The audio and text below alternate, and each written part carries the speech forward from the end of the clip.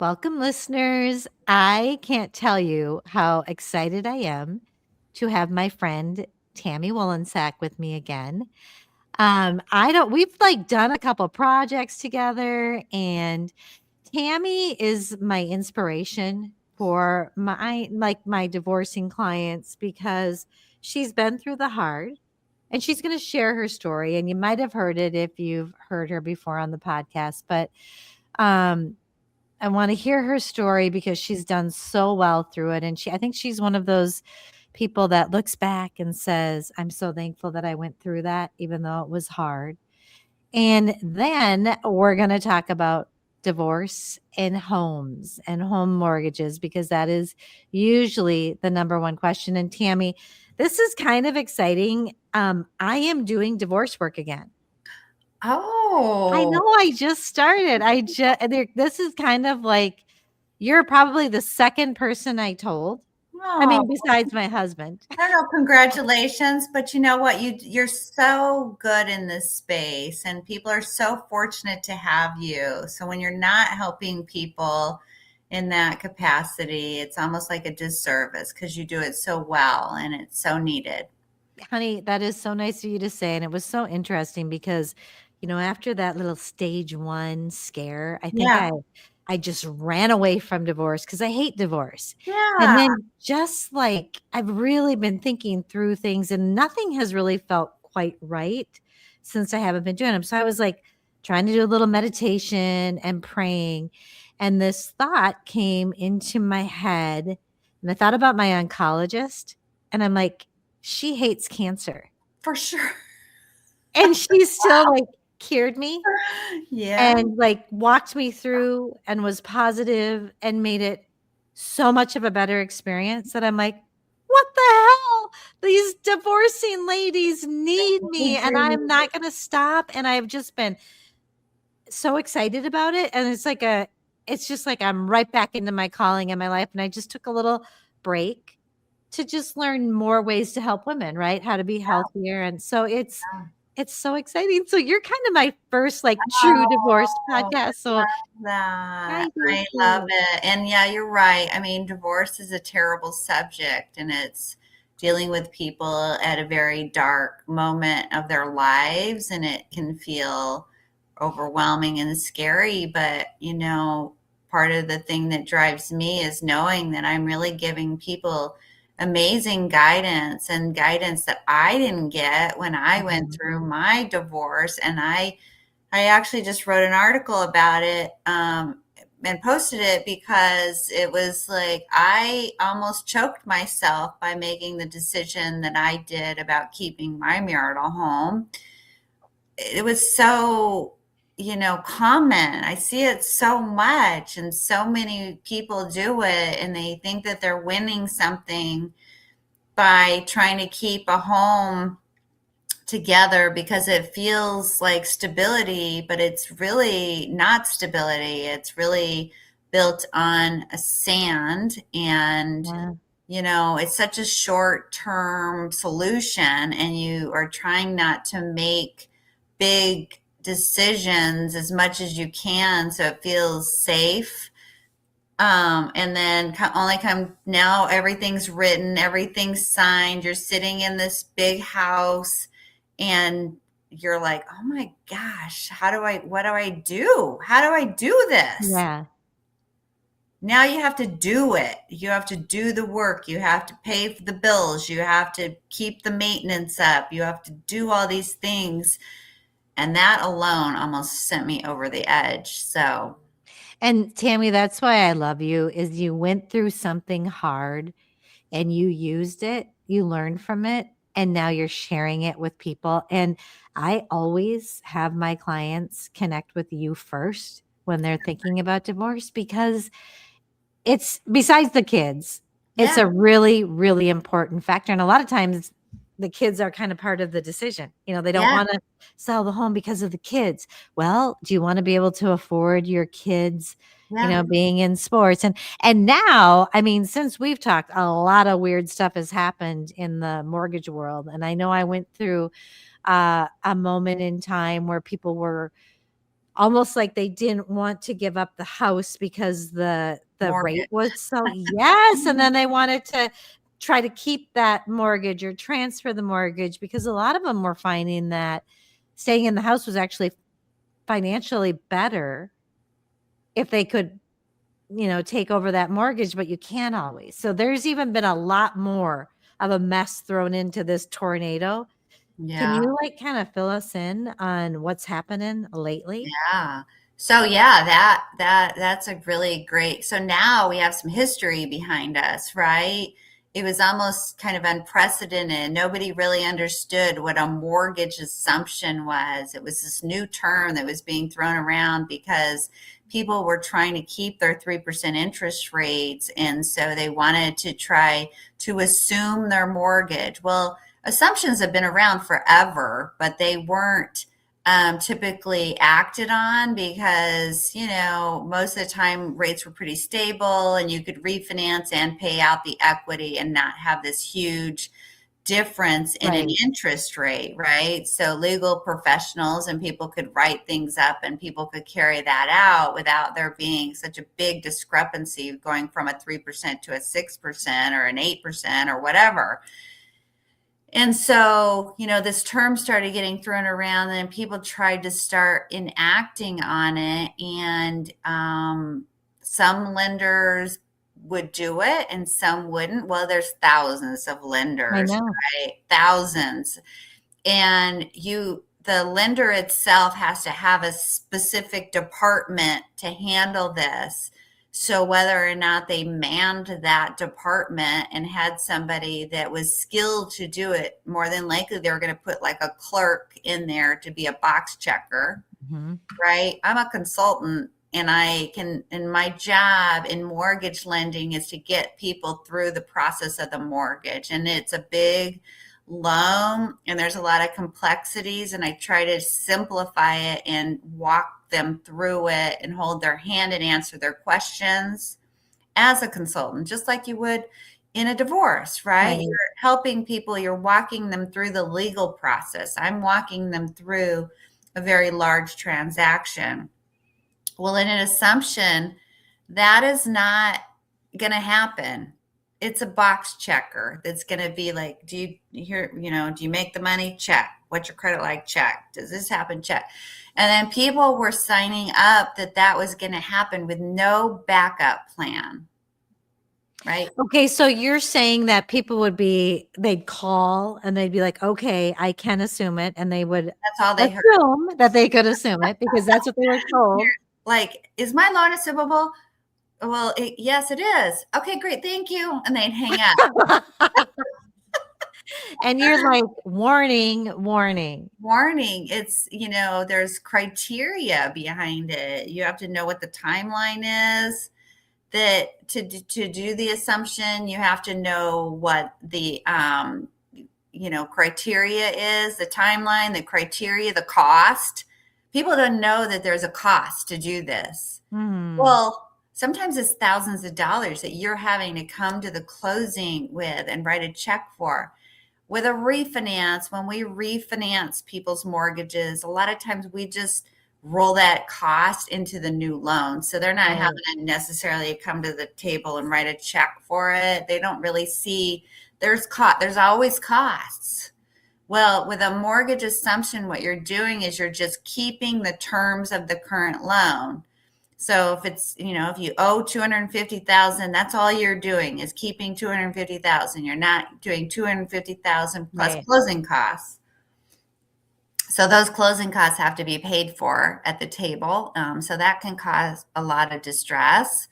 People not understanding that. People not understanding that, like, these are large institutions like, Chase or Bank of America or Wells Fargo, they sometimes take 6 to 8 months to process these.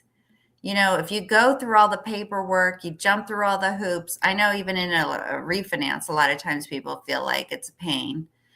But if you're jumping through hoops after hoops after hoops to try to do this thing that you agreed to do, only to find out that it's going to take 6 to 8 months, and then at the end of that 6 to 8 months, somebody tells you, sorry, you don't qualify. You're in a pickle. You're in a pickle. Okay, so Tami, what I'm hearing is if you are getting divorced and there's a home involved and you're wondering about it, call Tami. Yeah. The best thing to do. And also to be aware that if you try to do this yourself and you call and you say, well, here's another thing. I remember this happening. I don't know if this is still happening. People would call and say, is my mortgage assumable? And they'd say no.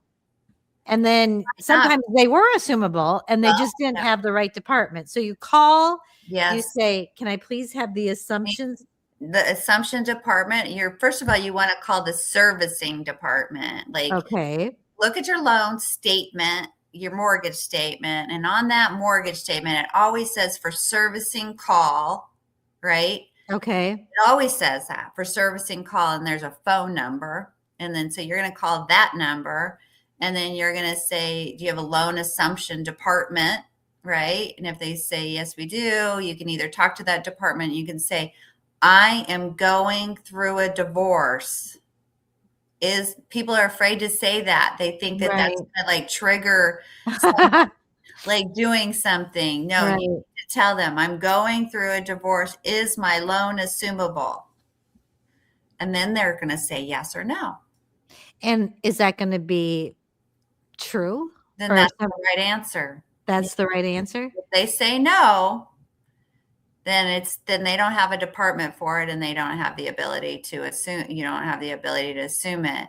If they say yes, but you cannot apply for the mortgage assumption until you're divorced. Because the reason is, Lesa, because they want to see your settlement agreement. You're dividing not only your Right. income, your assets, your liabilities. You might be liable for support payments. You might be receiving support. All of that stuff is all spelled out in that legal document, right? Mhm. And so they want to see that because sometimes even maybe there's a liability that was in your spouse's name that you're going to take on. Like maybe there was a car loan that your spouse took out. Well, you're going to keep the car, so you're going to keep the loan, Right. but it wasn't in your name. But that's written in your settlement, right? That Right. you're going to take. So the lender's going to read that document. They're going to read that document and it's going to say, oh, you also have a car loan that you're responsible for. We're going to add that to your liabilities now, even though it's not on your credit report, right? Oh, really? Yes. And so people don't understand that the things that they're agreeing to in this legal document, such as, I'm going to take out a home equity line of credit to pay my spouse the equity. Taking out a home equity line of credit could make the assumption deniable. Ooh.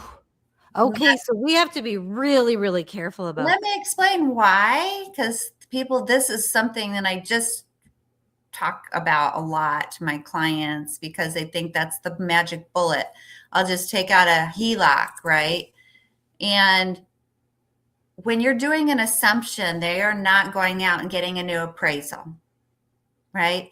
They're going off of a value of when they placed the financing on the property. Okay, so let's use real math. Let's say that you bought the house for 500,000 and now you owe 300,000.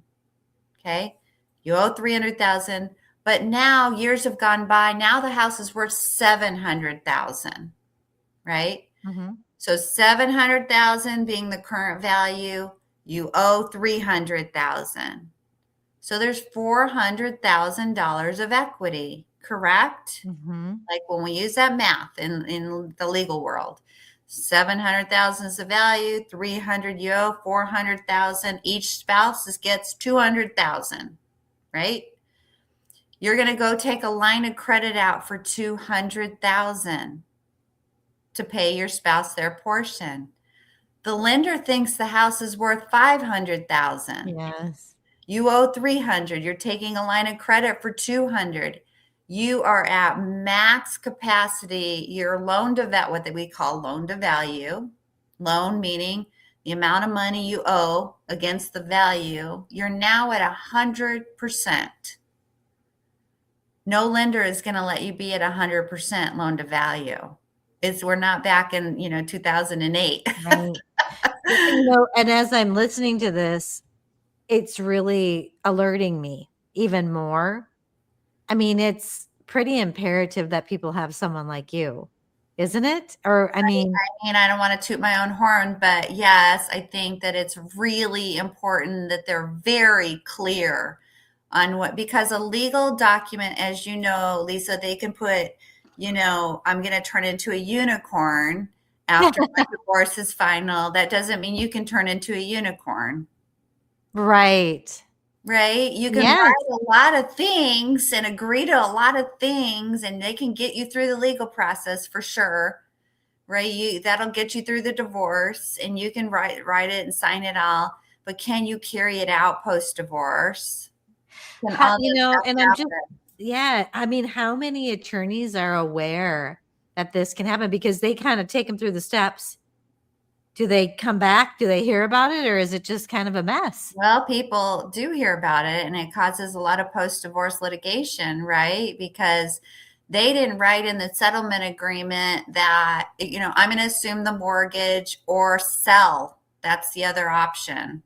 So you have to make sure that you have a backup plan. Plan B, right? Plan B. Oh, I don't think people used to worry about that so much, Tami. No, they didn't. No, they didn't. And not only a plan B, but sometimes the timelines that people are agreeing to are unreasonable. If they're going to agree that assumption is going to happen, they need to know what the timeline of that lender is not bound by the divorce decree. Right? They're not going to care that you agreed to 90 days when they are going to take 6 to 8 months. So knowing that the timeline so that you can set yourself up for success and say, hey, would you be in agreement that it may take a year to do this? Give yourself a buffer. Don't, if the lender says it's going to take 6 to 8 months, don't say it's going to happen in 6 to 8 months, because then you're going to be completely stressed out on month 6 when nothing is happening. Right. You really want to be clear about the timelines, and sometimes timelines create agreements that sometimes timelines people don't want to agree to, right? For whatever reason. Sometimes people don't want to wait a year for things to happen. And so sometimes that does create a decision that needs to be had, because you can't be in agreement that you're going to be on the hook for another year. Yeah.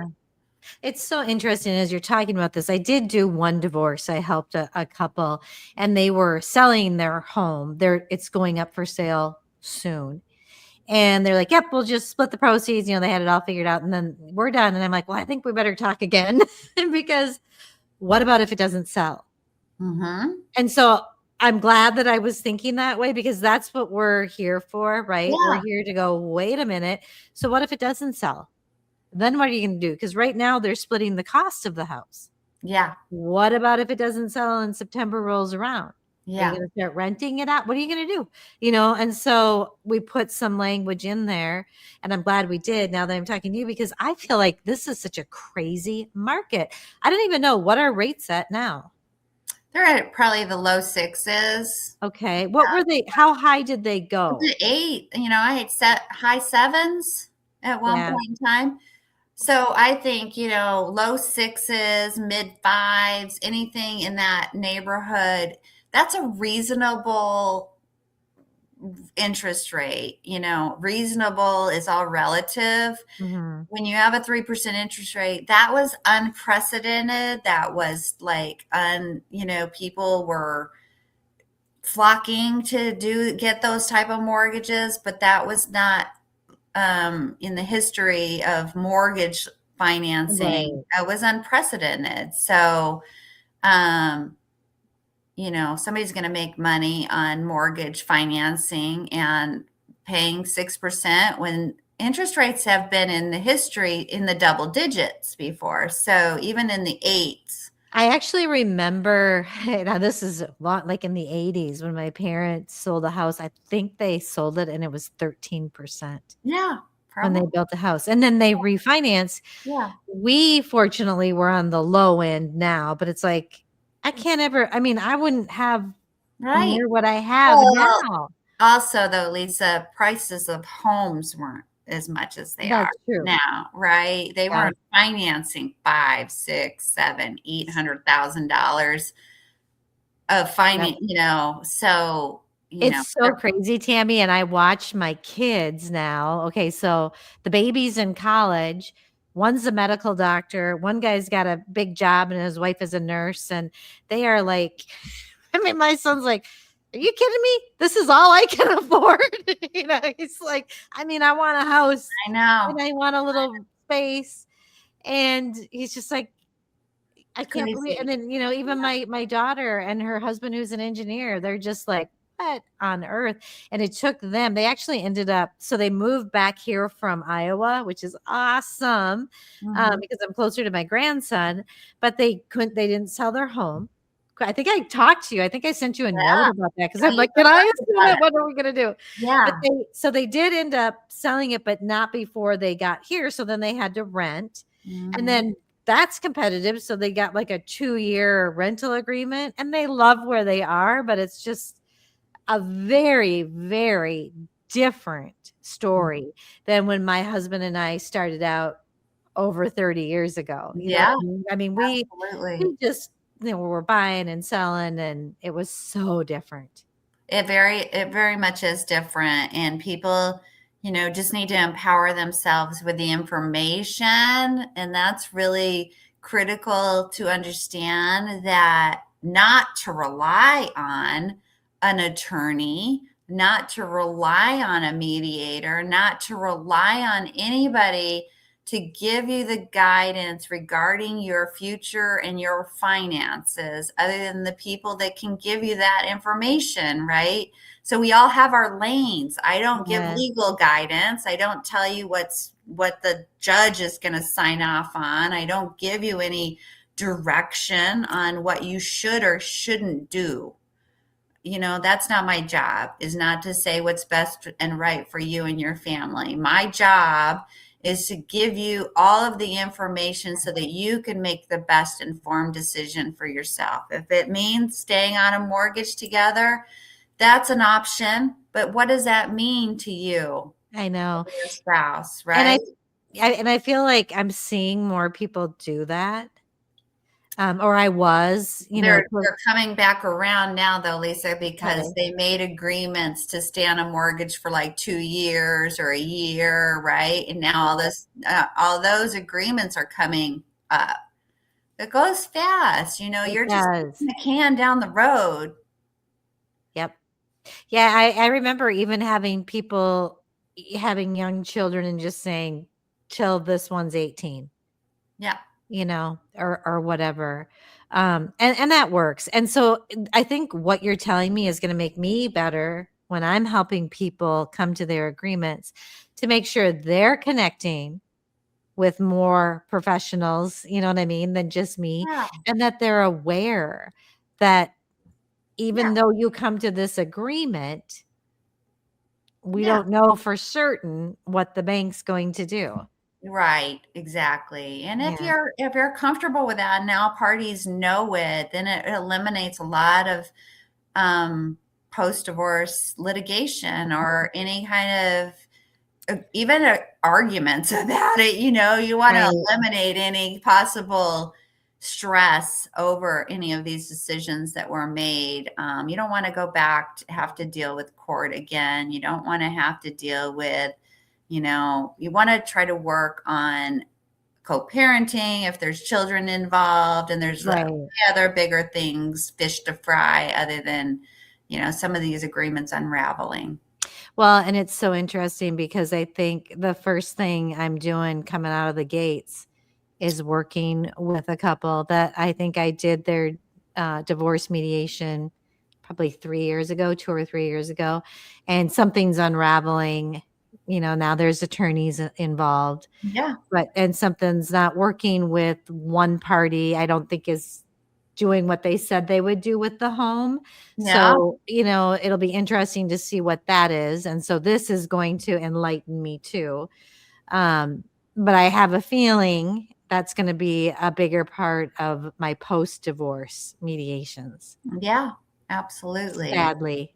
I mean, it is unfortunate. The whole thing's really unfortunate, but people need to be aware. Somebody needs to start a business about the education of marriage. Oh, What yeah, does it mean to get married? People think that it's some grand gesture of, love, which it is, right? right. But you also are involving the state. It's you, your spouse, and the state laws that you're getting married in, and you need to understand what that means for you. It's not, Mhm.